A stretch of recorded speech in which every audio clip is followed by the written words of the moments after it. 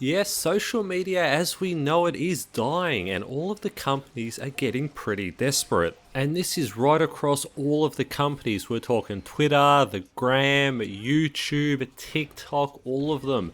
They're all dying and they're all getting incredibly desperate. And this is very evident by the things that they've been doing. Twitter is probably the worst as it's trying so damn hard to stay relevant and try to sneak its way into your life somehow. We've seen this with the unbanning of quote unquote unsavory people like Alex Jones, Nick Fuentes, Donald Trump. Yes, even the Donald himself who got banned from Twitter was let back on board, but even he doesn't want to use it. Then of course we've got the rebranding of Twitter to X. Yes, that was done to try to make it relevant again. A new angle, a new edge, something different to get people to use it. You can say and do the craziest shit, post it on Twitter, you might get a temporary ban, but nothing is permanent. You'll be allowed back on in no time. They are desperate, they are hemorrhaging users, and anything that brings numbers to the app is welcome, no matter how crazy or ridiculous it is. With of course the most famous and hilarious